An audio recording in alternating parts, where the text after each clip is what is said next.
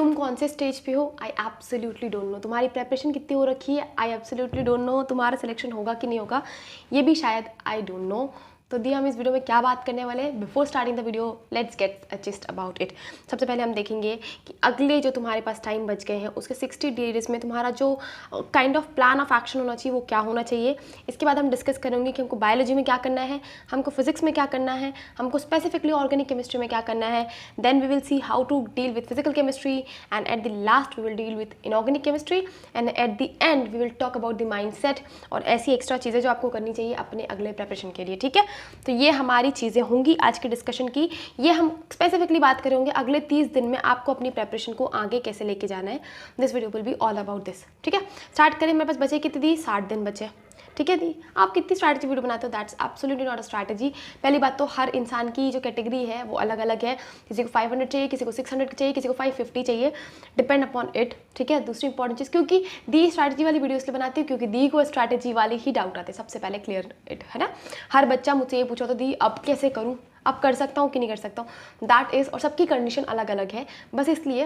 पर at a whole range अगर देखें तो अगले 30 दिन की हर बच्चे की स्ट्रैटेजी क्या होनी चाहिए, और जो रिवीजन भी कर रहे हैं उनको क्या करना चाहिए, जो थोड़ा बहुत बचा हुआ है उनको क्या करना चाहिए, और जो 200-150 के लेवल के हैं उनको क्या करना चाहिए, इस वीडियो में ये बात करेंगे। ठीक है, तो हमने एक जिस देख लिया। हमारे पास बचे कितने, 60 डेज, जिसमें हम प्रिपेयर अभी कितने करने करें, 30 डेज़ के लिए। मतलब मेरा एग्ज़ाम अब कल March 1 है, तो मेरा एग्ज़ाम है एकदम 2 महीने बाद, राइट। तो हम 30 डेज़ के ऊपर बात करेंगे। इसमें हमको करना क्या है, देखो सबसे पहले जो अगले 30 डेज़ के लिए आपको प्रिपेयर रहना है वो ये 15 to 14 to 16 hours of hard work.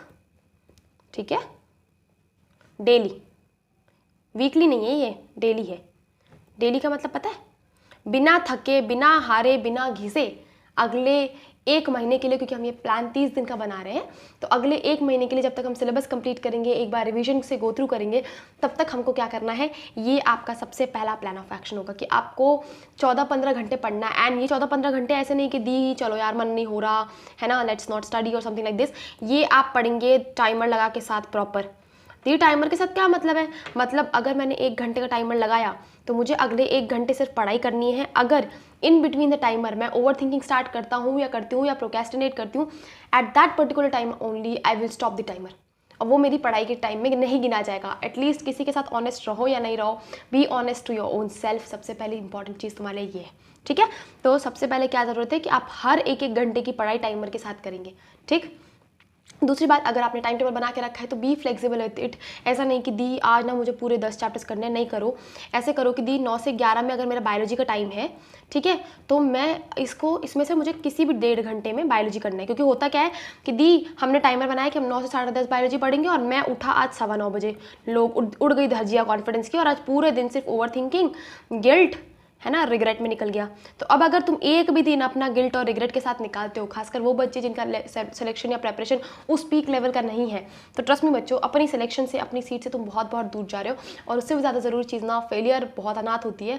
Failure जब तुम्हें चाटा मारेगी ना, फेलियर जब झटका देती है ना, तो अपने साथ नहीं देते, दोस्त रिश्तेदार सब तो पहले से ही पराए हैं, राइट।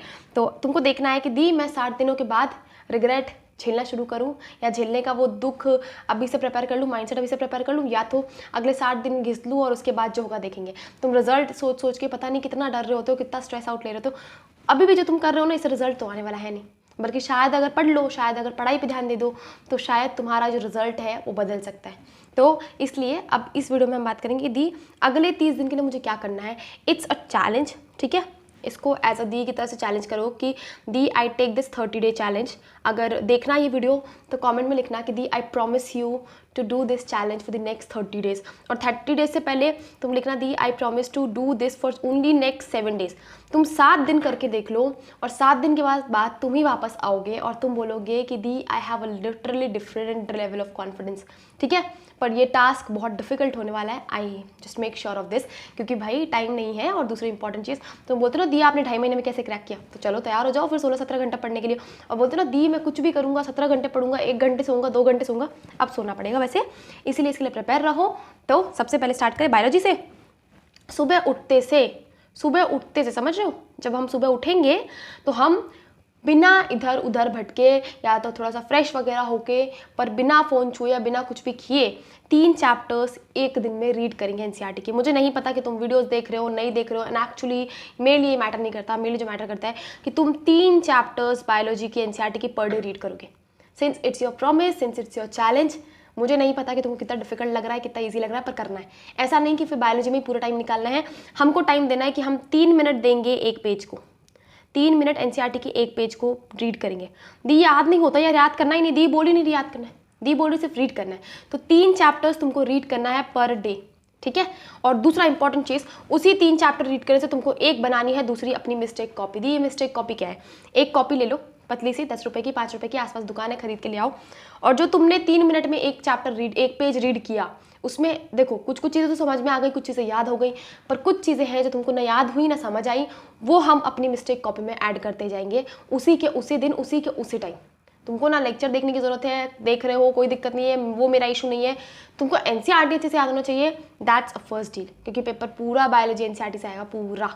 चाहे वो कॉन्सेप्ट हो तो हमने नहीं पढ़ा हो तो उसके लिए हम लेक्चर देखेंगे, बट आपसे आज से कमेंट में प्रॉमिस करोगे, सबसे पहला प्रॉमिस करोगे, the I take this 7 day challenge, the I take this 30 day challenge, and I promise you to do a 3 chapter per day biology series. Per day का मतलब पता है तुमको, एक दिन में 3 चैप्टर पढ़ना है, वो भी अगर 3 पेजेस के हिसाब से पढ़ रहे हो तो कितने भी चैप्टर देख लो, एक बार कैलकुलेट कर लेना, मुझे भी बता देना कमेंट सेक्शन में, ठीक है। ये हो गया हमारा ये। अब आते हैं हमारे दूसरे सबसे बड़े डर पे। नहीं दी, इट्स माई फेवरेट सब्जेक्ट, होना भी चाहिए, कम से कम बोल के ही तो मन में शांति करो। तो दैट इज फिजिक्स। बात करते हैं फिजिक्स की। दी फिजिक्स का हमको क्या करना है, 1 शॉट देखना है, ठीक है। 1 शॉट देखने हैं। 1 शॉट दी किसके देखने हैं, 1 शॉट की बात करूँ तो कल के कल या 2 दिन लगा के ख़त्म करो यूनिट एंड डायमेंशन, ठीक। 2 दिन में मॉडर्न, 3 दिन में चलो करो मॉडर्न फिजिक्स 3 दिन में, ठीक है। और 3 दिन में करो थर्मल। मतलब इस हफ्ते के एंड में तुम्हारे पास ये तीनों चैप्टर तुम्हारे हाथ में होना चाहिए। Since it's a hard promise, it's a hard challenge, तुमको करना पड़ेगा बच्चों, सीरियसली तुमको करना पड़ेगा अगर एक मेडिकल कॉलेज में सीट बनानी है। मुझे नहीं पता कैसे करोगे, कहाँ से करोगे, सोना पड़ेगा, फ़ोन छोड़ना पड़ेगा, छोड़ दो। अगर ये चैलेंज पूरा नहीं कर पा रहे ना तो trust me, you don't deserve to be a seat of MBBS। और दूसरी इंपॉर्टेंट चीज़, वो जो कर चुके हैं, जिनका कंप्लीट है, उनको तो सिर्फ रिवाइज करना होता है, लेकिन जिन्होंने नहीं किया है, जो कुछ टाइम पहले से स्टार्ट करेगा, जो अब जग रहे हैं ना, उनको ये चीज़ करना पड़ेगा। तो अगले एक दिन में दी, एक दिन में हम करेंगे यूनिट एंड डायमेंशन, 3 दिन में हम करेंगे मॉडर्न, और 3 दिन में हम करेंगे क्या, थर्मल। ये हमारे 7 दिन का अगला चैलेंज हो गया। अगर हम 3 चैप्टर बायोलॉजी के 7 दिन तक कर रहे हैं तो हमारे 21 चैप्टर कंप्लीट होंगे। अगर हम इधर कर रहे हैं तो ऑलमोस्ट 3 थर्मल के, 2-3 मॉडर्न के और 1 यूनिट एंड डायमेंशन, 7-8 चैप्टर हमारे कंप्लीट हो रहे हैं। मुझे नहीं पता तुम कैसे कर रहे हो, I don't know, seriously I don't know. मुझे सिर्फ ये पता है कि तुम्हें करना है, अगर सिलेक्शन चाहिए तो करना है anyhow at any cost. तो तुम्हारा तीसरा और चौथा इंपॉर्टेंट प्रॉमिस कि the I promise to complete unit and dimension in only 1 day, modern physics in 3 day and thermal in 3 day. और वापस आके लिखोगे कि दी मैंने चैप्टर कंप्लीट किया। क्योंकि देखो, let me tell you one thing, जो बच्चा मुझे अगले 7 दिन, अगले 30 दिन जो कंसिस्टेंट होकर मुझे एफर्ट्स देने के लिए तैयार है, जो इस चैलेंज के लिए रेडी है, तो I am ready. I just want to take 10 student जिनको मैं पर्सनली गाइड कर सकूं, and that will be absolutely free of cost. But yeah I need a labour hard work वाला बच्चा कि दी 16 घंटे पढ़ना है, मैं 17 घंटे आपको पढ़ के दिखाऊंगा, आई प्रॉमिस यू दिस। तो जिनको भी ये तुमको अगर दी से गाइडेंस चाहिए या दी से पर्सनल मेंटोरशिप चाहिए, वो भी फॉर एब्सोल्युटली फ्री। तो सबसे पहले तो तुमको ये सारे जो चैलेंजेस है right down in the comment section, कि मुझे लगे कि भाई कम से कम तुमने सुना, तो सुन ही नहीं रहे हो तो तुम्हारा तो अटेंशन स्पैम ही इतना कम है कि दी हमने 1 मिनट वीडियो देखा एंड इट फील लाइक्स कि यार दी ये तो मुझसे नहीं हो पाएगा, छोड़ दो, हटाओ, कोई दिक्कत नहीं है। तो तुम सबको दी का मेंटोरशिप का प्रोग्राम भी नहीं मिल पाएगा शायद, है ना। तो मेंटोर तुम अगर ये 10 बच्चों में भी होता ना तो तुमको मोटिवेशन की तो कभी कमी नहीं होगी, दी को ये तो तुम अच्छे से जानते हो, राइट। तो तुम ये तुम्हारा चौथा चैलेंज जो तुम कमेंट में लिखोगे। अब आते हैं हमारे नेक्स्ट टॉपिक पे। अच्छा, अब इसमें रह गया ना फिजिक्स में, दी यार आप फॉर्मूला शीट जैसे ही मैंने 1 शॉट देखे, ठीक है, यूनिट एंड डायमेंशन के मुझे मान लो दीदी मुझे 5 से 10 फॉर्मूले, क्योंकि 10 तो टॉपिक ही है, एक एरर वाला टॉपिक है, ठीक है। अब एरर वाले टॉपिक में जैसे देख लो, एक क्वेश्चन है x is equals to a to the power 1/2, b to the power 3 और c टू द पावर 1/3 और d to the power 2।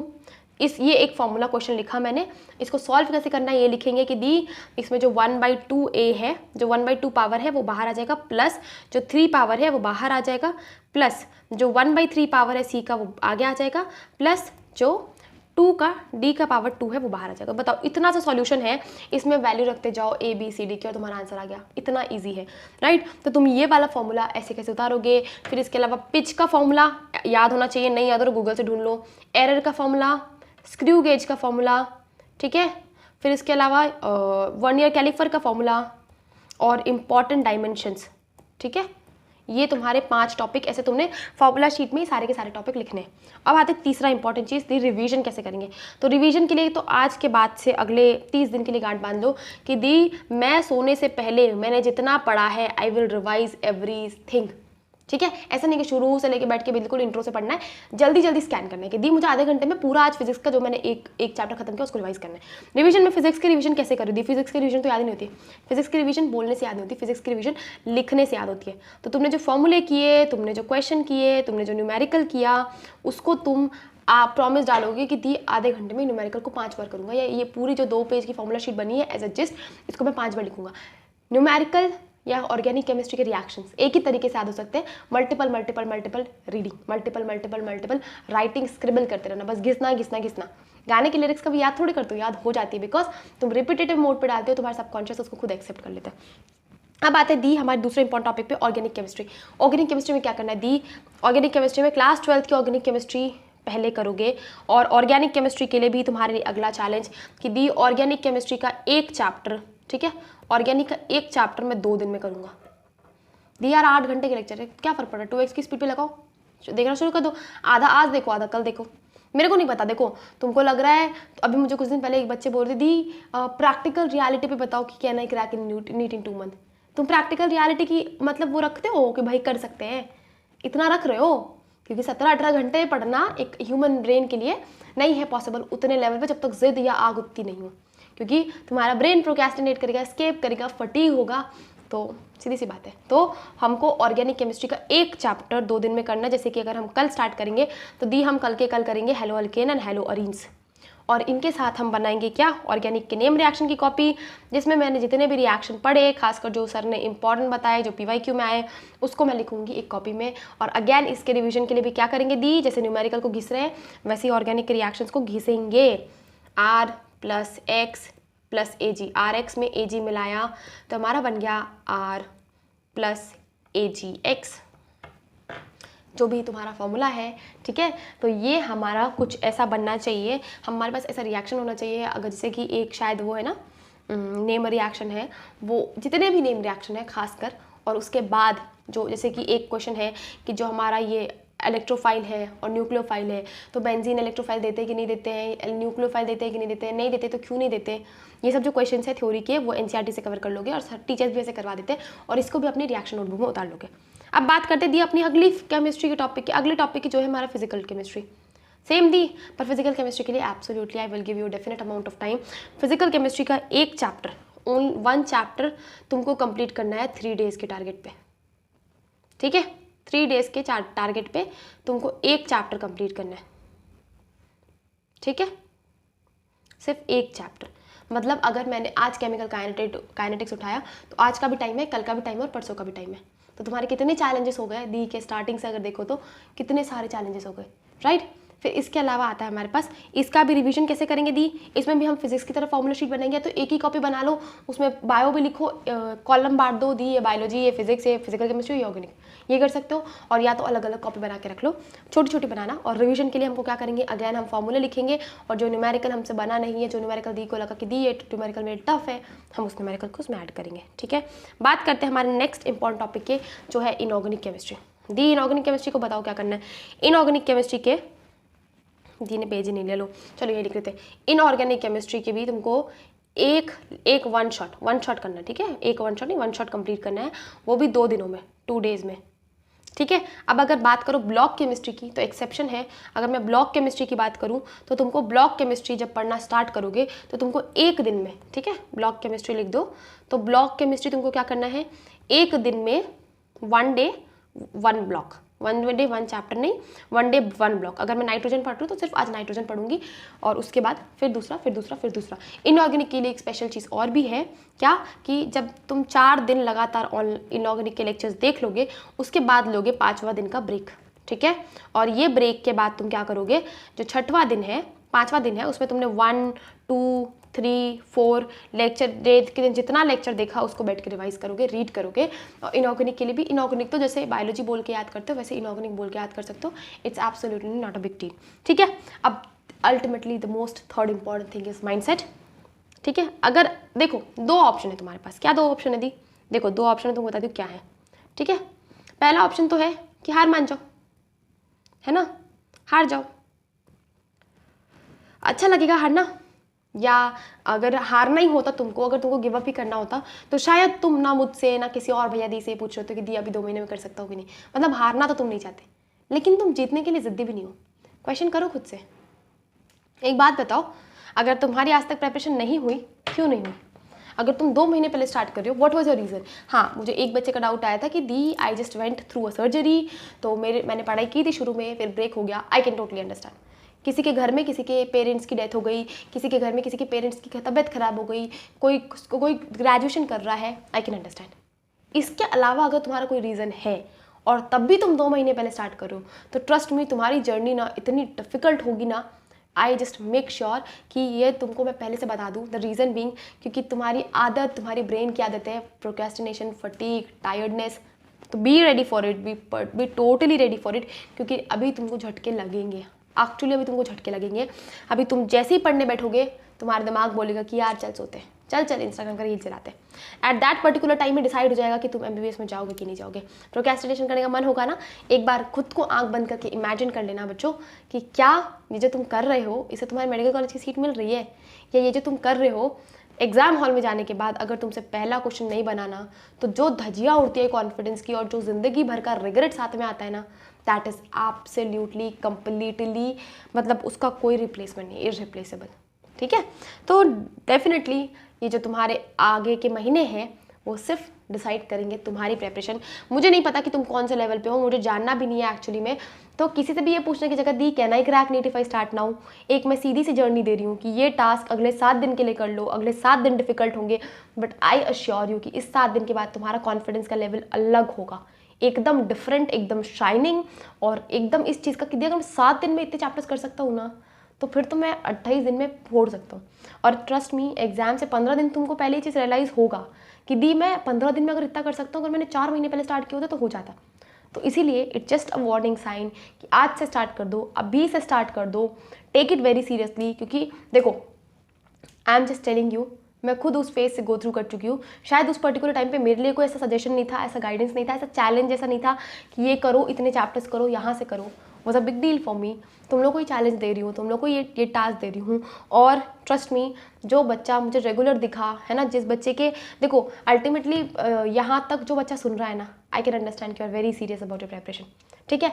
I just want from you guys कि तुम मुझे कॉमेंट सेक्शन में बताओ कि दी हमने लास्ट तक सुना, हमने लास्ट तक दिखा, एंड जस्ट टेल मी जो भी दी ने तुमको चैलेंजेस लेने के लिए बोला, and I will just guide 10 of the students, सिर्फ 10, ओनली 10, समझ रहे हो, क्योंकि दी के खुद की यूनिवर्सिटी के एग्जाम्स है।